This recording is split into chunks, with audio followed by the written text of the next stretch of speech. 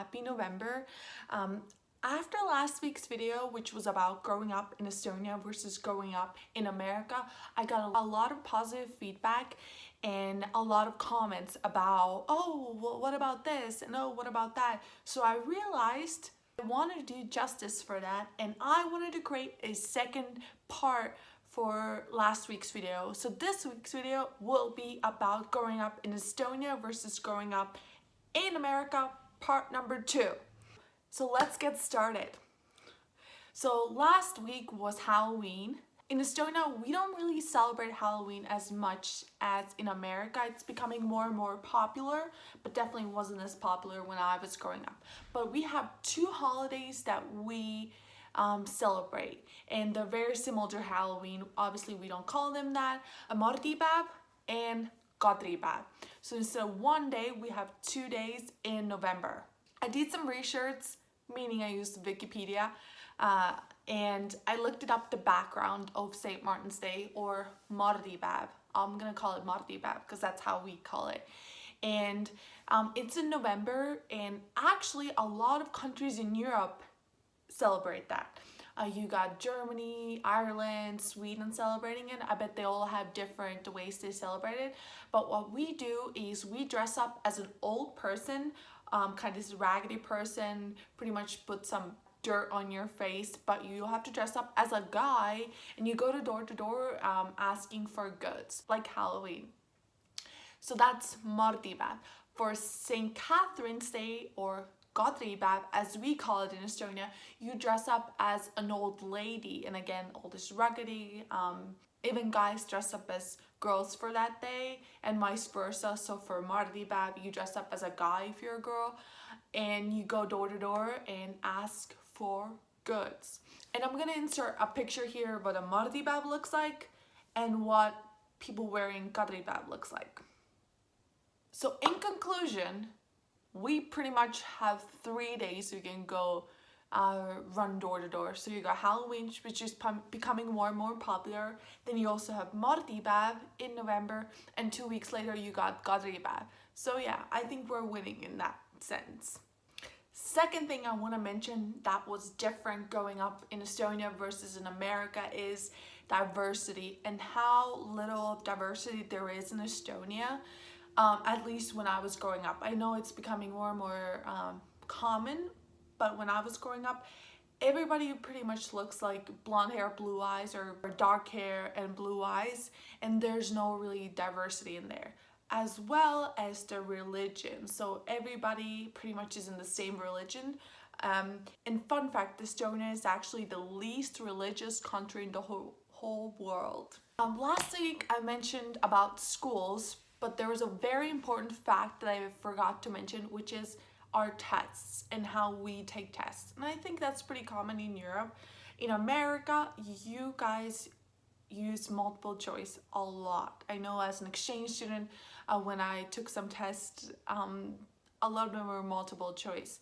But in Estonia, all of our tests contain essay questions. There's no multiple choice. I don't think any of my 12 years of school that I went to Estonia, I had a multiple choice option. Actually, now thinking back, I did have one professor that did that, but that was very rare.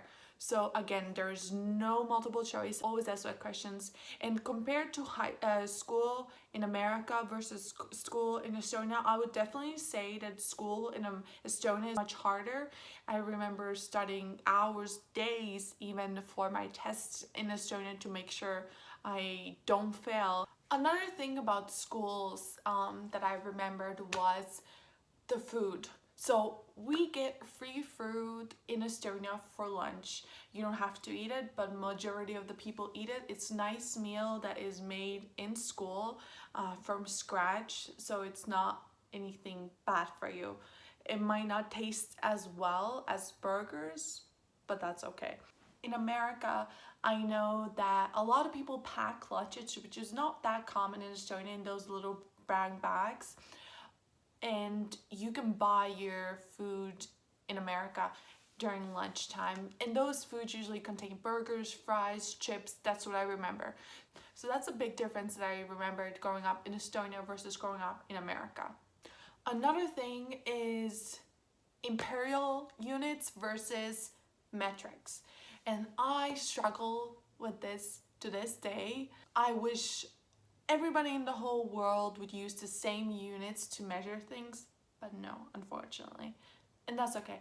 But in 5 years that I've been to America, there's only a handful of things that I've learned. First of all, how tall I am.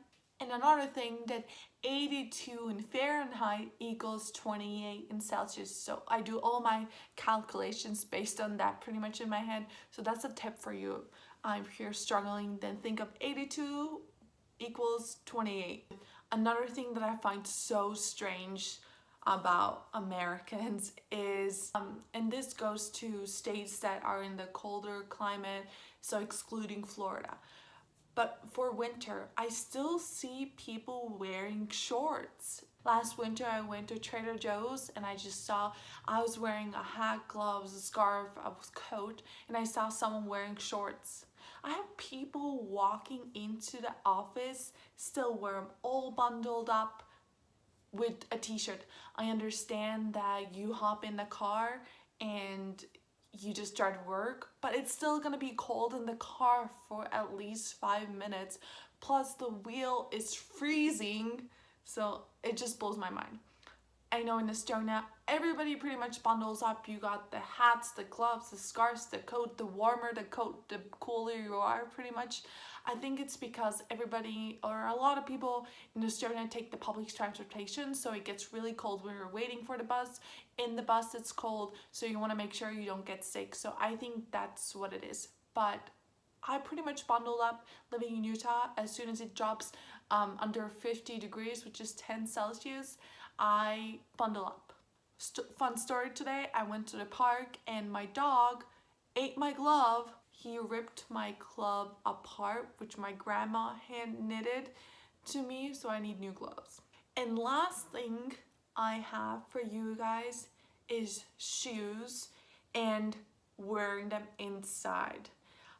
I have seen a lot of people coming inside to my apartment and still wearing shoes, which I understand is very common because that's a lot of people. I think it depends on the household though. If I see someone walking to someone's place and I see them taking off their shoes, I'll take their shoes off right away.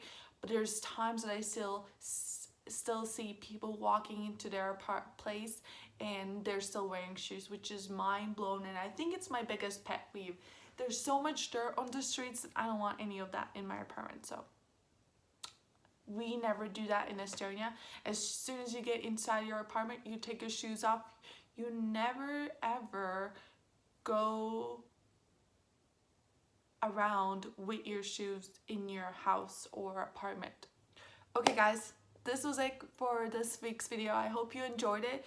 If you did like it, make sure you leave a like and make sure you have subscribed to my channel. I have a video coming out every single week. Also, if you want to see the last week's video, growing up in Estonia versus growing up in America, part 1, then I'll link it right here. So make sure you check that out. And I will see you guys next week. Ciao!